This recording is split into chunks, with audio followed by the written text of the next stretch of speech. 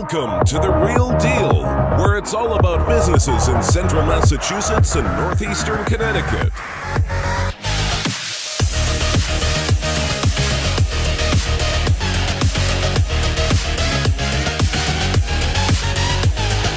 And now, your host, Anthony Chabot of Chabot and Associates.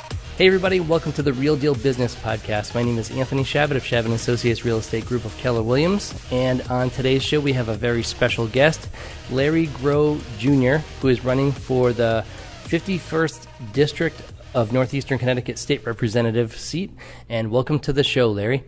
Thank you. Thank you for having me. So let's talk about where are you from originally? Putnam, Connecticut. I was born at Day Kimball Hospital here in Putnam, Connecticut. I lived in Thompson. I was born and raised in Thompson.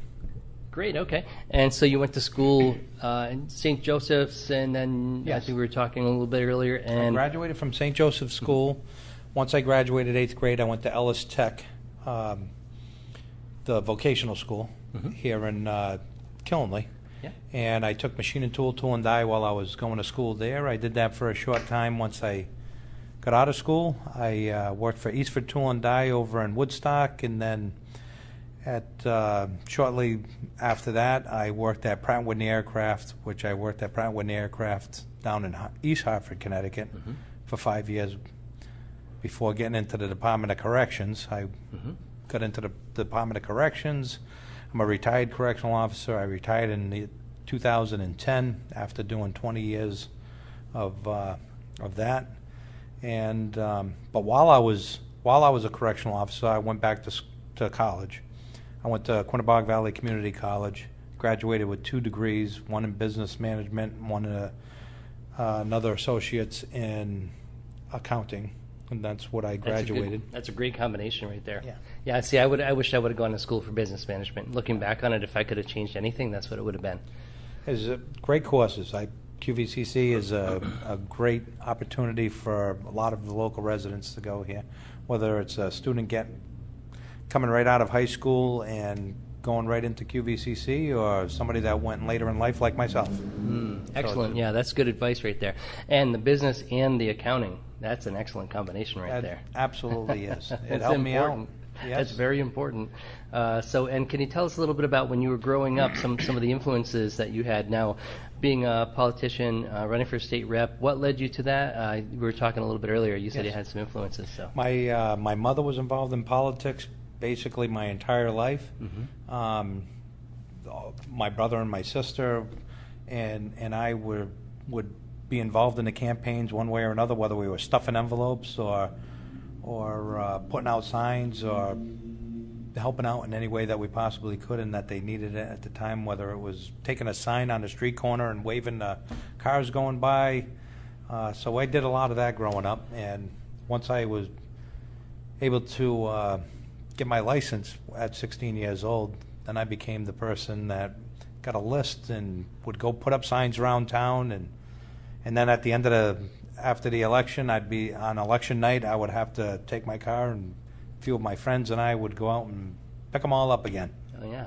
Yeah, so we get to hear a lot about, in our family, growing up, my mother and father both taught us to give back to the community, and that's one thing that was stressed at the supper table as we were talking about different things that were going on in town that my mother was involved with. And I didn't fully understand at the time growing up what all the specifics and the details that I was hearing at the supper table, but over time you get to know that what's going on when a new library is coming up and the grants that are associated with it. And then my mother she was the first selectman of Thompson back in the early 90s, and so we would hear a lot what was going on at that time. I was already out of the house, but at family gatherings we'd still hear what was going on in the town, and my mother would always encourage us to teach our children to give back to the community as well, and which we do. Yeah, that's important. I hear that a lot, and a lot of the people that I respect highly from northeastern Connecticut area, that the people that I look up to, a lot of the people that are the people that are giving back to the community. People that are the really most important people that you see everywhere, that are always helping people or helping to organize events or helping the community be a better place, whether it's putting in the river fire in Putnam or creating local organizations like Putnam Business Association, Thompson Business Association. People that are making things happen, the movers and the shakers, are people that are giving back to the community. So absolutely, yeah, it's pretty Can't important. agree with you more. Very important to do that. So getting back to after I graduated from college in 1999, my mother invited me to a meeting. Next thing you know, I'm running for the Planning and Zoning Commission in 1999, the year that I graduated from college. I was still working for the Department of Corrections at the time, so I was elected to the Planning and Zoning Commission that year. I was one of the highest vote getters in the town in 1999 for that position. And then eventually I ran for the Board of Selectmen, which was just a few years later. And that's when I started to make my move. I saw something that I didn't like in town. I didn't agree with my opponents, my soon-to-be opponents, so I ran against them. It wasn't that we had major disagreements, but I didn't like the way that they were going about certain things. So I thought that I could give my input, so I ran for the Board of Selectmen, and I won a seat as a Board of Selectmen member in 2003. And then I sat on the Board of Selectmen for 10 years, 6 years as first selectman. In 2007, I ran for the first time against the incumbent first selectman, and I beat that first selectman by a couple hundred votes, which was a large amount of votes at the time, being that most of the elections in Thompson were only won by 16 votes or 8 votes for Board of Selectmen seats. Wow. Yeah, so when you win by 200, wow. it's pretty much a landslide. Yeah, that's huge. Which I'm pretty proud of that. Yeah, that's and that goes by the way that I conduct myself, the way that I work with people on both sides of the party, on both sides of the aisle. And you compromise and you move to get things done. And so in 2013, when I finished up my 10 years stay on the Board of Selectmen, I chose not to run for first selectman again. Our daughter, my wife Erica, and our youngest daughter, Allie, was a senior in high school, and I missed so many events. That was one of the reasons why I didn't run again. But I wanted to stay involved in Thompson's government, so I ran for the Board of Finance.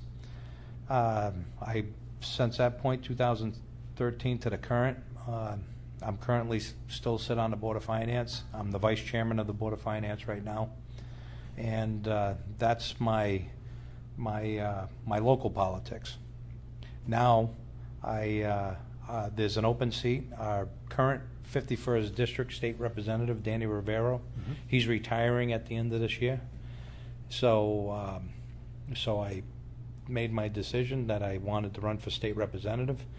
There again, there was, on the state level of the state of Connecticut, being on the Board of Finance, I'm still involved from when I was first selectman to, and currently while I'm on the Board of Finance. What interests me most, and what affects towns the most is how much money that we get from Hartford in each one of our communities.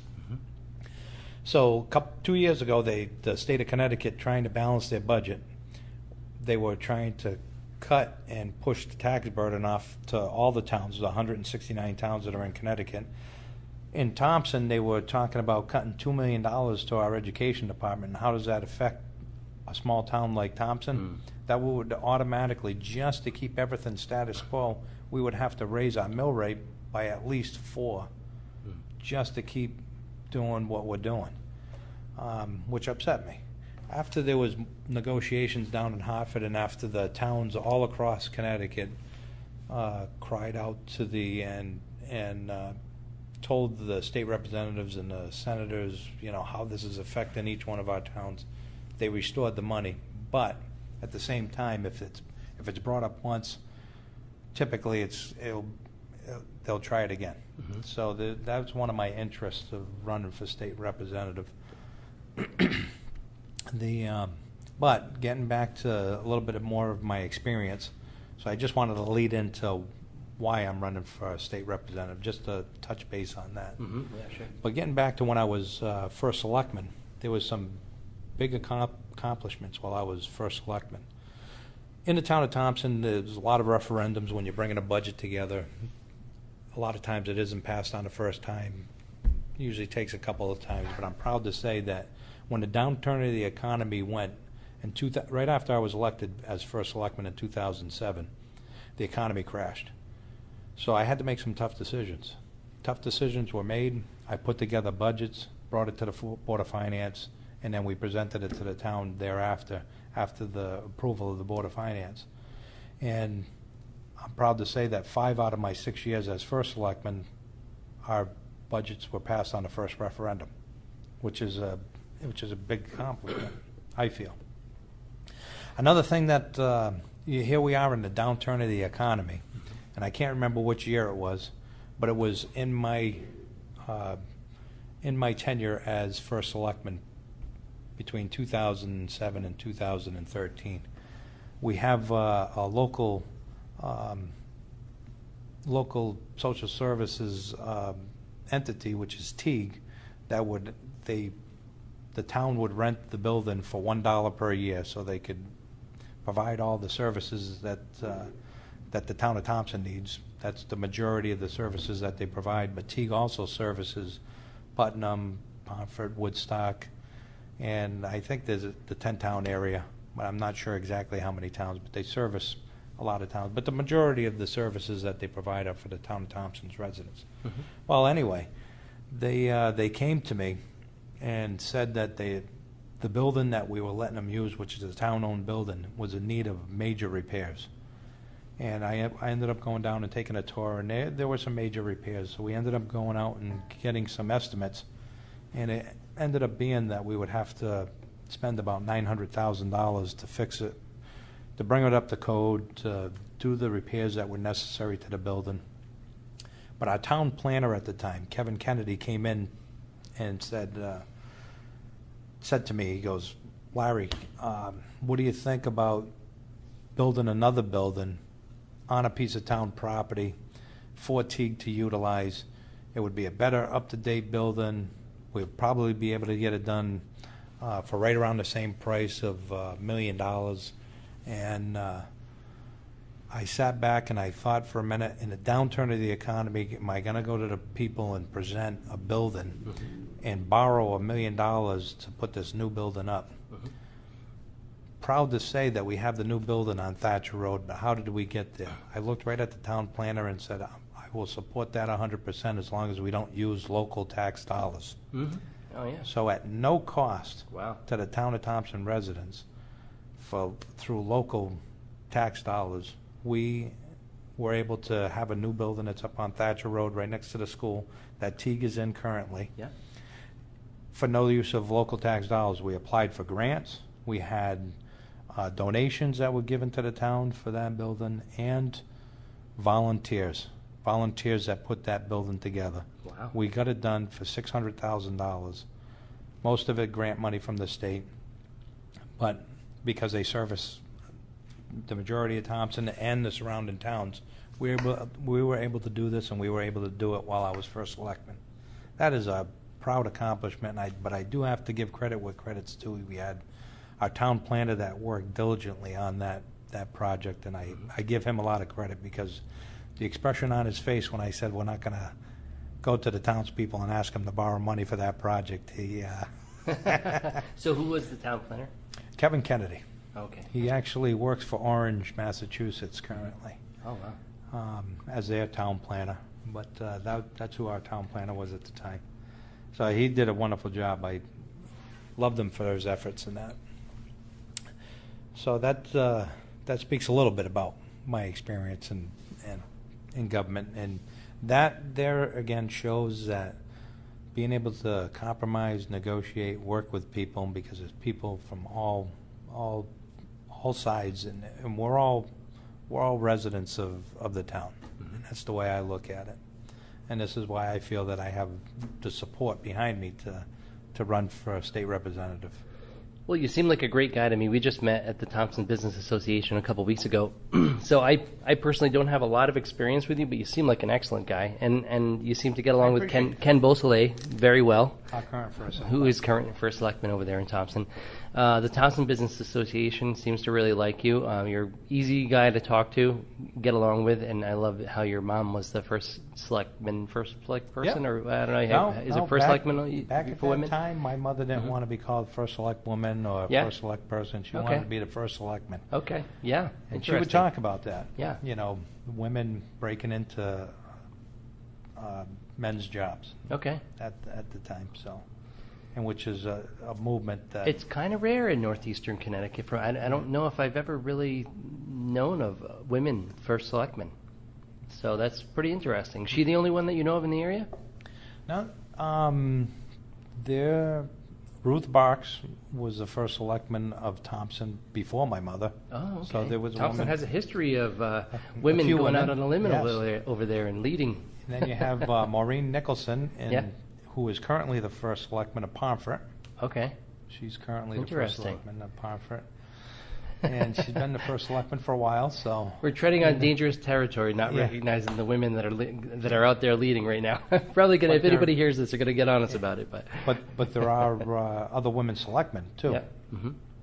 So Amy St. Ange is a current Okay. Yeah. selectman, and then you had Shana Smith that was a selectman in the local area. There was a few other women around that were selectmen in our area up here in the northeast in Connecticut, but I can't recall their names right off the top of my head, so I apologize to any one of them that are listening. I should have given a disclaimer in the beginning stating that I am the worst qualified person to be interviewing a politician in northeastern Connecticut, but at the same time, it's good that somebody that doesn't know a lot about politics is interviewing somebody about politics, because sometimes it's nice to not have any sort of leaning in one way or another. So I'm completely unbiased when it comes to this kind of stuff. So it's interesting to learn about this stuff, though. And I love doing the podcast because I learn from people. I learn from every single person that I interview. I learn a little bit about their history, where they come from, what they did, you know, where they were born, where they grew up, where they went to school, what they did after they got out of school. These are all the questions that I ask people. So it sounds like you have a great history and a really interesting story in politics, and it sounds like you got a great future as well, because everything's lined up for you. I hope to be, but timing is good. the most important thing is I need people to come out and vote on November 6th and pull that lever for Larry Groh Jr. So how do we help you? What can we do? If people can help you in some way, how can they help you? The biggest thing how they can help me is by pulling that lever November 6th Yeah, but, for Larry Groh Jr. But if they want to help out previous to that, the way that they can help out is they can contact me on my cell phone, 860-933-1196. They can give me a call, and then we can set up different things. We're attending events. We like people to help us out with that. What's Come the and number help again? out. Sorry. 860-933-1196. Larry Groh Jr. All right. Larry and then, Groh Jr., yes. And then do you have a website and? Yep, they can Facebook? contact me on through email if that's easier. They can contact me on email at Larry Groh Jr. for 51st District, or Larry Groh 2008. Larry Groh, LARRYGROH 2018 at yahoo.com. Okay. They can send a message, and I will absolutely get back to them and let them know how they can volunteer. We're always looking for volunteers, whether it's to Right, make... that's what I was thinking. Maybe you could have somebody either doing the signs or kind of like what you were talking about. Absolutely. That kind of thing. Stuffing envelopes, Yeah, right. or helping put out signs, or Pick up the signs after. picking up the signs. That's very important. A lot of people forget that, and sometimes I get upset at even my opponents. I usually help my opponents out pick up their signs, and then I drop them off at their house after. So November 6th, and we wish you the best of luck, Larry. Thanks so much for being on the podcast. Do you have anything else? Before we go, I always like to, and I'm sorry to, it feels like I'm rushing a little bit here, but I think we talked about quite a few good things. We did. And we told people how they can get more information about you. Let me just say one other thing. Sure, People can find me on Facebook, Larry Groh Jr. they can search it a few different ways. Larry Groh Jr. 2018, Larry Groh Jr. for 51st District, and they can find out some information on what we're doing. We are very active on Facebook and let people know exactly where we are. They can come down and visit while we're doing things and participate if they want or ask questions. Do you ever do Facebook Live at all? I've never done Facebook Live. I think it's pretty fun. I've been doing it more often lately. I get a kick out of it. I love it when I see, if I'm at an open house, like I have a house for sale in Thompson Hill. Oh, and, okay. And it's the big Victorian, it's the Dr. Horatio Holberg or something. I know exactly what you're talking about. Yeah, so I just did a Facebook Live at the open house the other day Beautiful. over there, and I swear like 15 people were popping on there and Excellent. watching it at the same time. Pretty fun, pretty cool, out of the blue. You should try it. It's pretty neat. I will try it. I absolutely will. But if people want to find out, you know what? I always tell people, and look. If you look up on Facebook, you'll see a picture of me, and if you see me anywhere, bump into me, stop, say hello. Anytime, any place. If you see me even out eating a lunch or something like that, and you have a question that you want answered, or you want my opinion on something, or you just want to talk about nothing, Do you have that's fine. any events coming up in the near future that you can help promote that are people can meet you at some sort of a get-together that you're having? I don't have any planned right now, but we will be having other meet and greets planned in the future. So stay up to date by checking on Facebook and all that Absolutely. stuff, social media. Absolutely. Social media is the best way to go at this point. That's the quickest way to get the message out and what we're doing. All right, excellent. Well, thank you so much for being on the podcast. Thanks for having me. Before we go, I always like to ask a couple questions. Well, actually, there are two questions that are pretty much the same answer, probably. Two ways you can look at it. One way is, do you have any advice for somebody that's either starting out in business or starting out in politics that, if you could give advice to somebody that's just starting out, if you could tell them one thing, the most important thing you could tell them, is there anything you can think of? The most important thing I feel, that if you want to get involved in politics, depending on which level that you want to get involved with, because different levels require different things. I always encourage everybody, whatever community that they live in, get involved in your community, volunteering. People look at politicians saying, "Oh, wait, I don't want to speak in front of groups and large groups and whatnot." While being a politician, you're not always speaking in front of a large group. There's other boards and commissions that are very much needed. We talked about the Planning and Zoning Commission earlier. There's other boards like the Inland Wetlands Commission, the Conservation Commission. There are groups and boards that get together that need people's expertise and opinions, and people that have a love for their town. Go down to the town hall, talk with the first selectman or the mayor or the town clerks in each one of the towns, and they can guide you into who to talk to for whatever that you're interested in. We have rec commissions in all the towns that if people want to get involved in that, and that helps out in some of the events that go on town-wide. That So the recreation department? Recreation department is a good one to... Parks and Recreation. Yep. I know Your business associations, too. Your business associations, getting involved with the business associations. Here in Putnam, the business associations, they help organize a lot of events here in the Very town of Putnam. passionate. And it's really well run, great group of people. Yeah, 90, I think we had like 90 people at the last PBA meeting, which is unheard of. I've never seen anything like it. That is awesome. Yeah, it's great to have that many people involved. And it's nice to see that other towns are building theirs too, and that there are passionate people in other surrounding areas as well.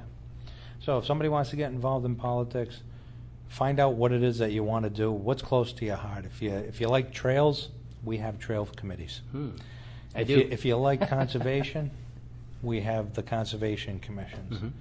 If you like talking in front of people and you want to you have boards of selectmen. You can be involved if you're a people person. Get involved in the board of selectmen. It's just a great thing to do. And then some of the higher offices, they'll come in time. So that's your advice, is just get involved in some level of the town, whether it's the zoning or the Board of Selectmen or just the business associations, and start getting your If somebody wants help to in the become, community? If somebody wants to become president of the United States at some point, or a congressman, or a U.S. senator or something like that, my advice would be get involved in your local towns first. See what's going on in your local town, and then you'll learn more about your state. You'll learn more about what's going on, and you just learn more about politics as you're going along, and it'll make you a better politician. Well, excellent. For business, I'll just say something about business. I've had partnerships in businesses. Make sure that you have, if I can have some advice for anybody that's getting into a partnership in a business, make sure that you have a well-written document of every aspect of that business before you start your business. And that includes in case one of the partner dies, which might sound a little morbid, but it happens. sometimes what happens? partnerships end up getting into disagreements, and families get into a disagreement of how to continue on with that business or to dissolve the business once that happens. So just look at every aspect. And if somebody wanted to buy somebody out, try to pre-think that. So try to pre-think every avenue before getting into a partnership. And if somebody's going to try to do a sole proprietorship for themselves, my first advice is go for it and do it. Work hard at it. If you work hard at anything that you ever want to do, and you work hard at it every single day, it'll be successful. You hear about a lot of businesses that fail. It only fails because somebody stops doing that business. Not because it failed, it's because they stopped doing it. Just keep on going. Thomas Edison only invented the light bulb once, right? No, I don't think so. That wasn't right. He tried 1,000 different ways to get that to work. Yeah, right. Well, it's great to have you on the podcast, Larry. Thank you so much. Thank you very pleasure much meeting for having you. me. And I'll see you at the next Thompson Business Association meeting. All right, have a great day. Good talking with you. Thank you. So thanks everybody for listening to the Real Deal Business Podcast. My name is Anthony Chabot from Chabot & Associates Real Estate Group of Keller Williams. And for more information about me, you can reach me at 508-847-0902. Again, 508-847-0902. Or you can check out the website at chabotandassociates.com or on Facebook. So thanks a lot for listening, and we'll see you next time.